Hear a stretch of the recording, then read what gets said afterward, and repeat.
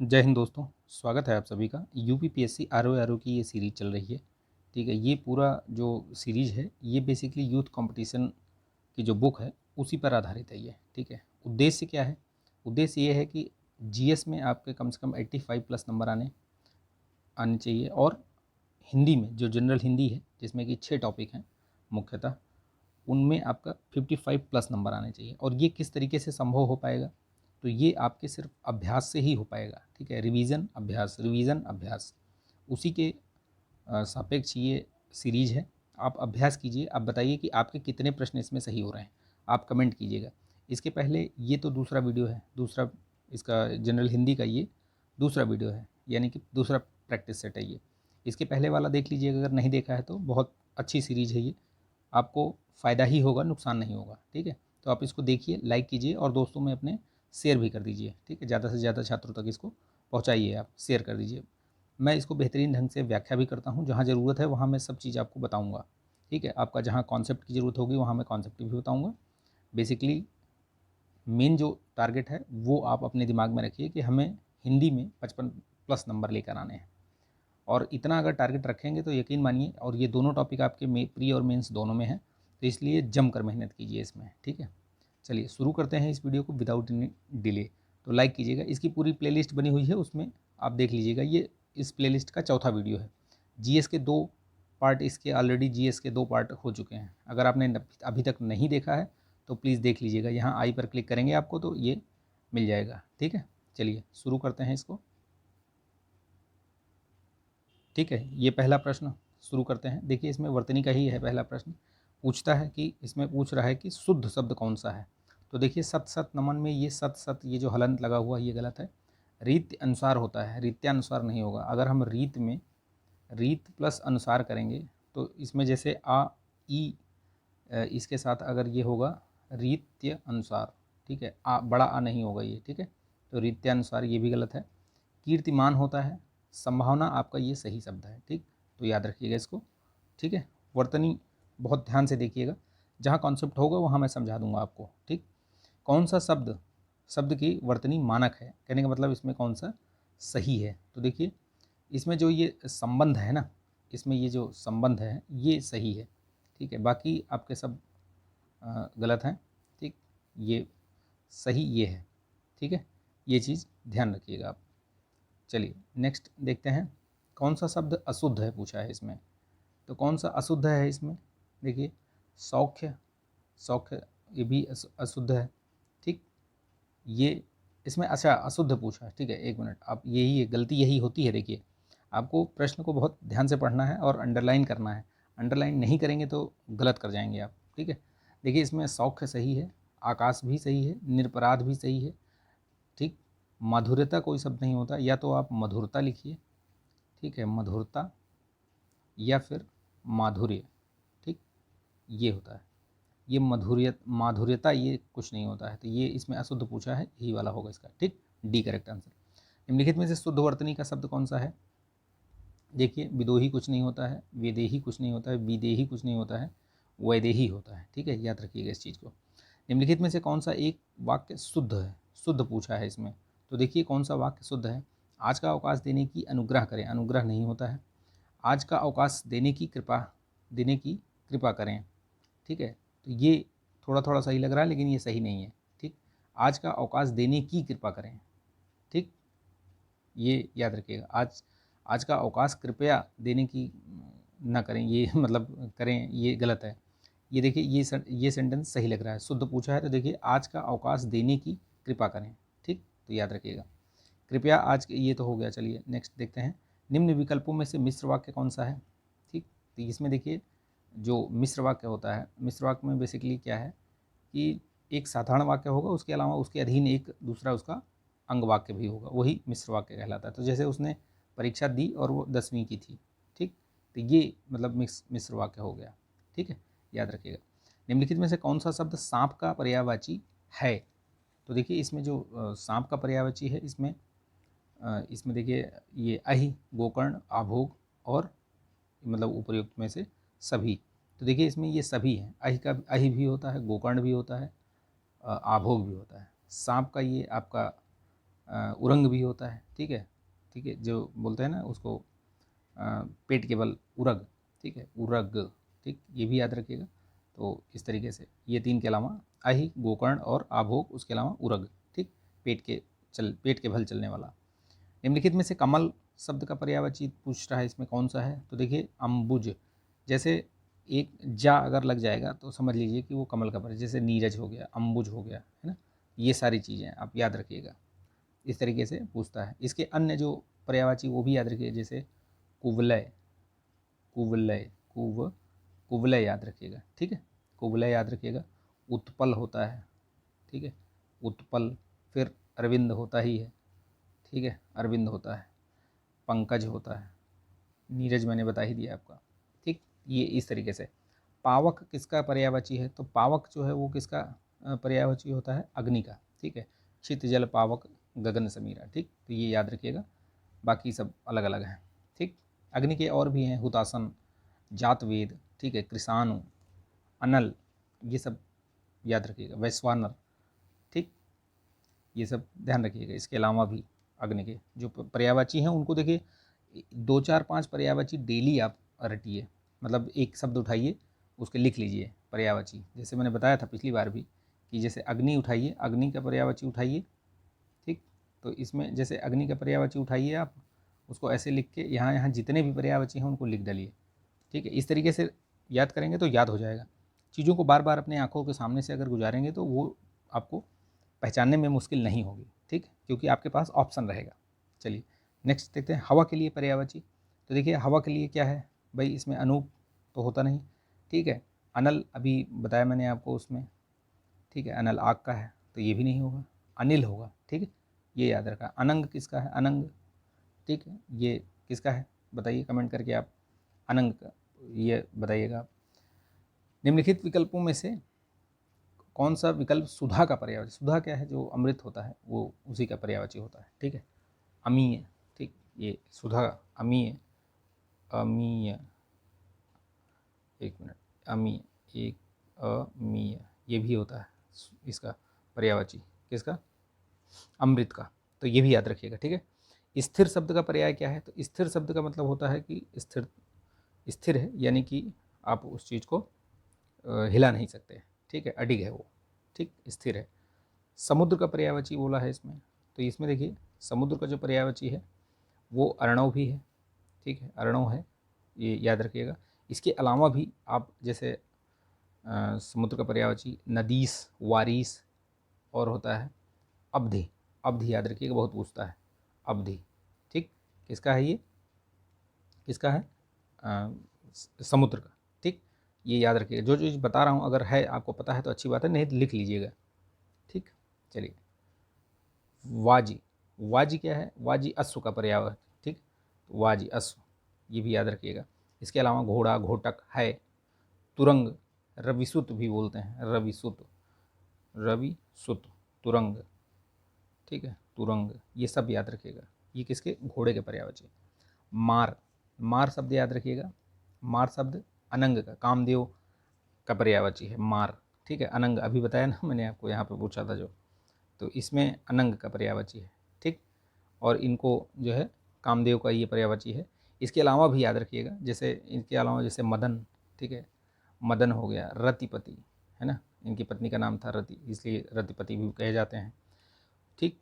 कंदर्प भी है, ठीक है, कंदर्प अगणित अमित छवि, तो ये भी याद रखिएगा, कंदर्प, ठीक।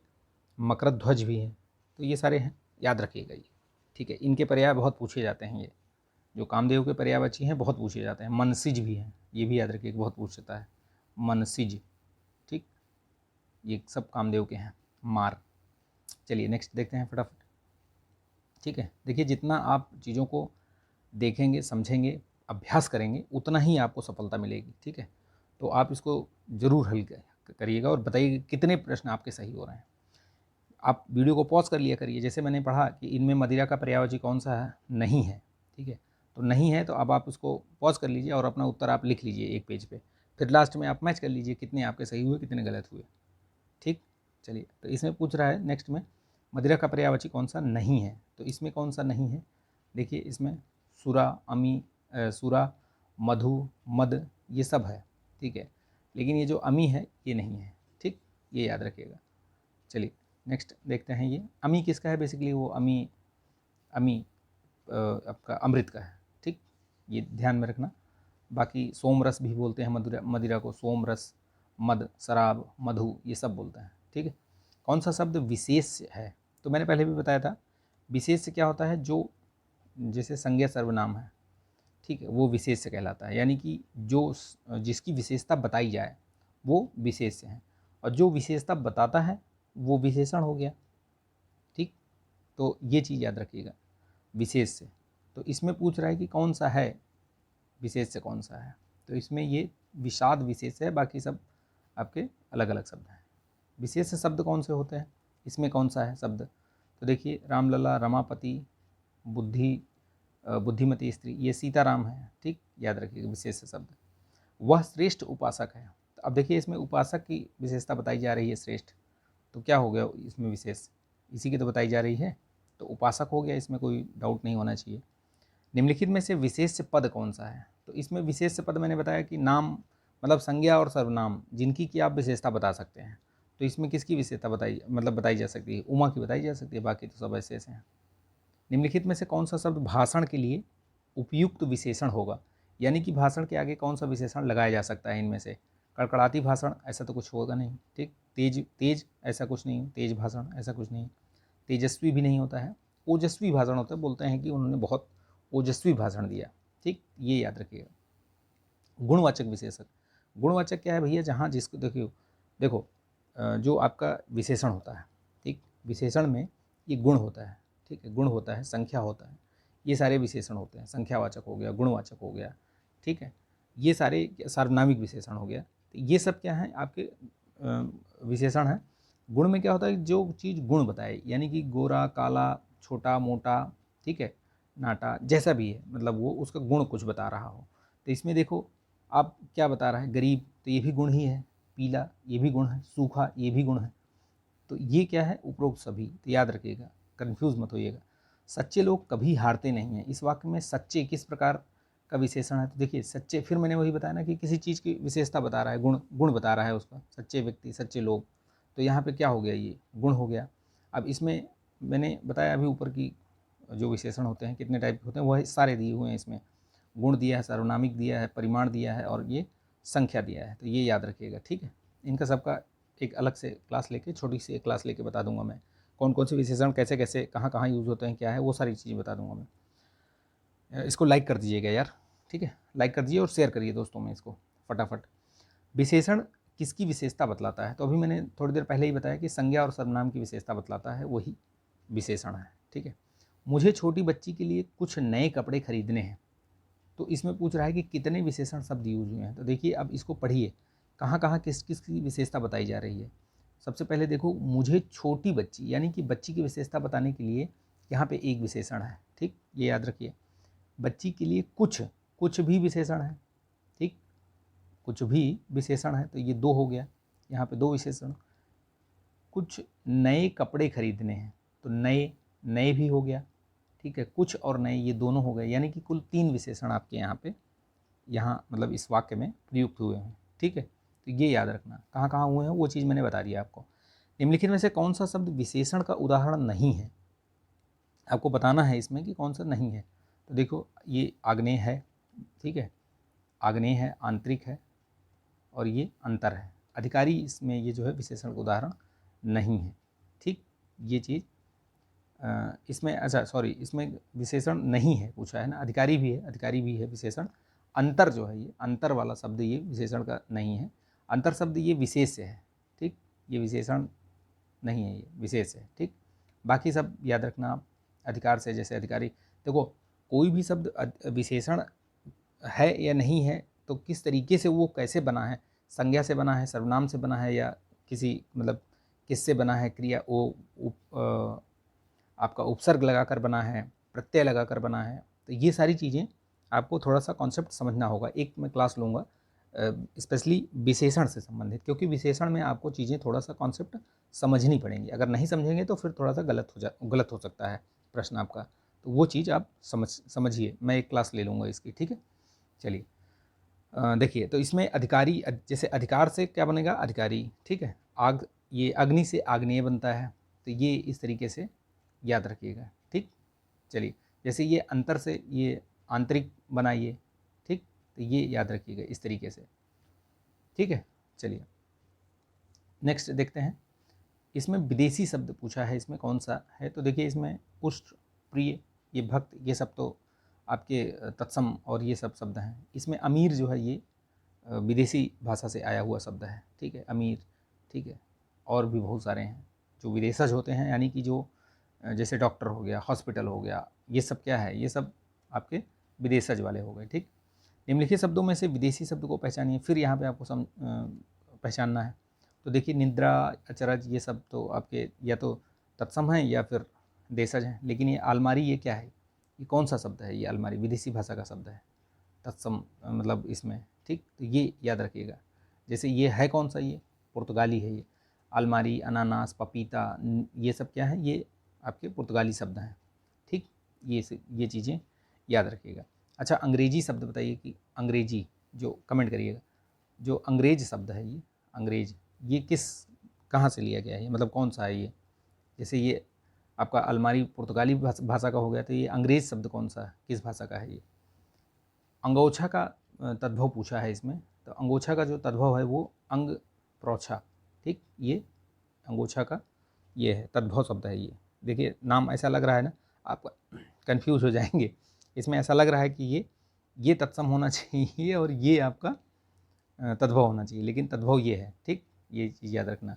एक तद्भव शब्द है इसमें से, तो इसमें देखो कौन सा तद्भव शब्द है, आतुर, ये अजीर, अतिथि, ये सब तद्भव, अटल जो है ये तत्सम शब्द है ये आपका, ठीक। तद्भव मतलब तद्भव है ये, सॉरी, तद्भव, ये चीज़ याद रखिएगा।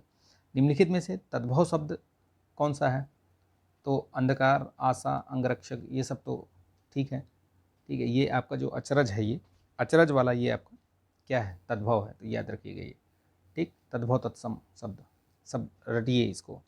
आपके पास हिंदी की या तो घटना चक्र वाली ये इनकी होनी चाहिए, एस कुमार की होनी चाहिए, या हरदेव बाहरी की आपकी अगर शब्द अर्थ प्रयोग वाला मतलब वो है बुक है, तो हिंदी के लिए वो ज़रूर रखिए आप दोनों, ठीक है। या फिर अगर किसी के पास पीएन पांडे की है नालंदा वाली, तो उसको भी रख सकते हैं, उसमें भी ठीक ठाक दिया हुआ है, ठीक है। तो बशर्ते ये देखिए कि आपको याद होनी चाहिए चीज़ें, बुक रखने से नहीं रखने से कोई फ़र्क नहीं पड़ता है, लेकिन अगर है तो उसको कम से कम यूज़ करिए, पढ़िए उसको, रट डालिए सब। निम्नलिखित में से कौन सा शब्द तद्भव शब्द है, तो देखिए इसमें इष्टिका, अमी, उलूक, कुपुत्र, तो इसमें से कौन सा है जो आपका तद्भव है, तो ये अमी है, अमृत, ठीक। ये याद रखिएगा, बाकी सब तत्सम है। तद्भव तत्सम का बेसिक कॉन्सेप्ट मैंने बताया था पिछली बार। जो शब्द संस्कृत से सीधे प्रयोग में लाए जाते हैं या सीधे आ गए हैं हिंदी में उपयोग किए जा रहे हैं, प्रयोग किए जा रहे हैं, वो तत्सम शब्द हैं। तत्सम मतलब उसके जैसा, यानी किसके जैसा, संस्कृत में, संस्कृत के जैसा। तद्भव क्या होता है, उसमें जो आपका कुछ मतलब उसमें हट गया, कुछ निकल गया, या कुछ अलग से प्रयोग हो गया उसका, थोड़ा हट के, ठीक है, उसका बिगड़ा हुआ रूप एक तरीके से कह सकते हैं, तो वो हो गया तद्भव। याद रखिएगा इस चीज़ को, ठीक है। चलिए नेक्स्ट देखते हैं, अंध, अकार्य का तद्भव क्या है, अकार्य। तो देखिए इसमें अकार्य बोला है, इसका तद्भव पूछा है, तो इसमें अकाज, जैसे बोलते हैं ना कि बहुत अकाज हो रहा है, तो वो अकाज, वो अकार्य का तद्भव है, ठीक। ये याद रखिएगा। चलिए नेक्स्ट देखते हैं, अंध शब्द का तद्भव क्या है। अंध तद्भव क्या होता है, अंध का तद्भव, तो अंधा, ठीक। ये याद रखिएगा।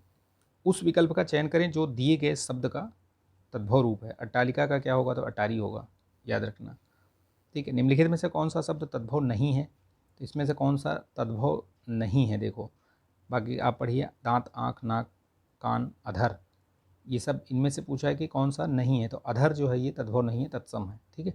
ये ध्यान में रखिएगा। जैसे दांत का दंत होता है, आँख का अक्ष, अक्षी होता है, कान का कर्ण हो गया, तो ये याद रखना, इसमें करेक्ट आंसर हो जाएगा आपका ये अधर, ठीक है। नेक्स्ट देखिए, नीचे दिए गए उचित वाक्यांश के लिए शब्द ढूंढना है। तो अभूतपूर्व क्या होता है, तो जो पहले घटित ना हुआ हो वो अभूतपूर्व है, ठीक।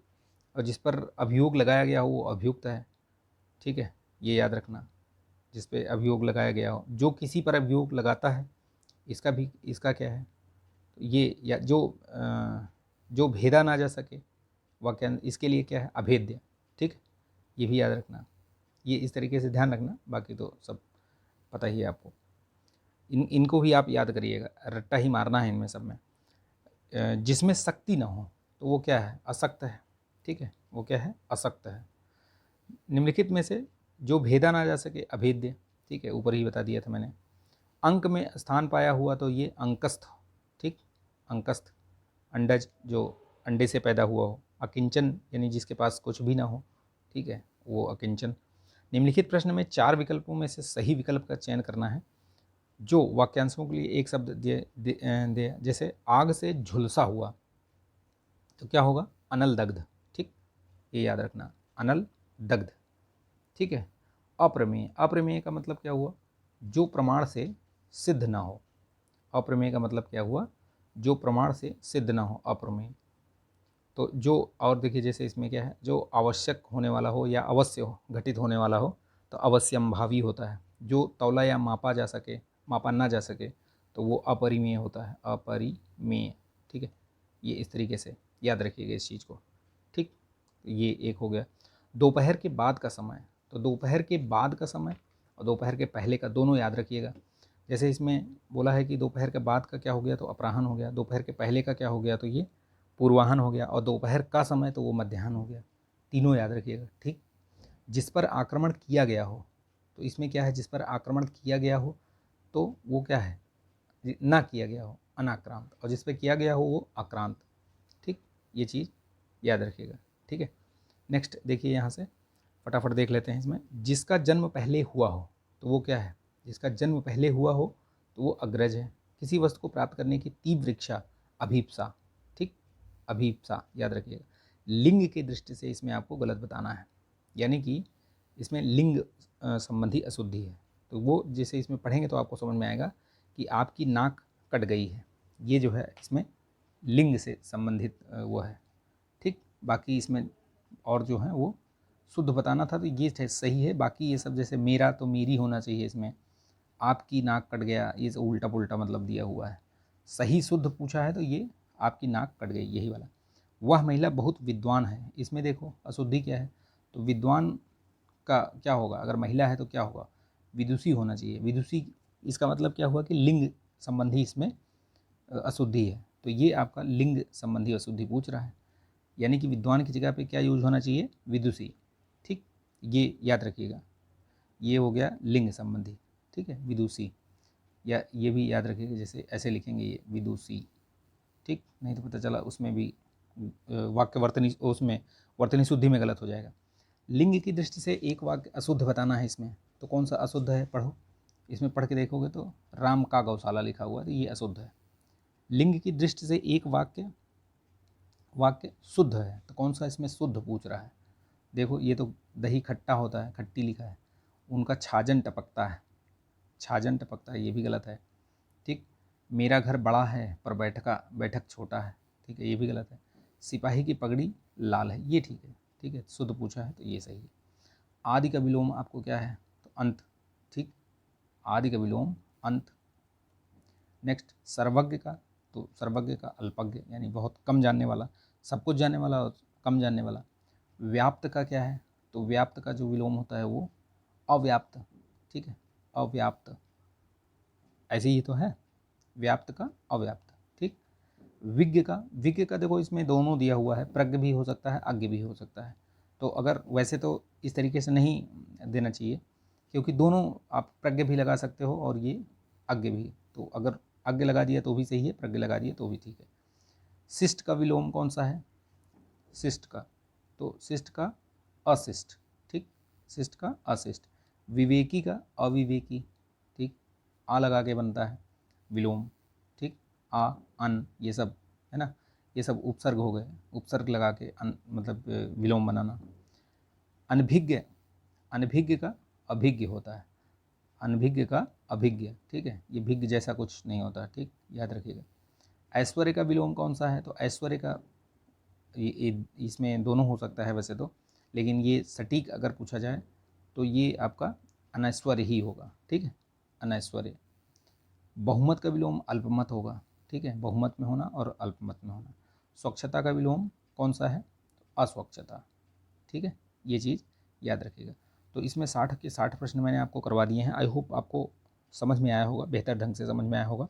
तो प्लीज़ इसको लाइक कीजिए, शेयर कर दीजिएगा दोस्तों के बीच में अपने, ठीक है। और चैनल पर नए हैं तो सब्सक्राइब करके बेल आइकन प्रेस कर लीजिएगा। इसकी PDF मैं टेलीग्राम चैनल पर शेयर कर दूंगा, लिंक दी हुई है, वहाँ आप ज्वाइन कर लीजिए, वहाँ से आपको PDF मिल जाएगी, ठीक है। तो चलिए पढ़ते रहिए आप लोग, टाइम बिल्कुल भी मतलब मत ख़राब करिए, एकदम जी जान लगा दीजिए, ठीक है, और बेहतरीन तरीके से पढ़ाई कीजिए। तो नेक्स्ट वीडियो में मिलते हैं, तब तक के लिए जय हिंद।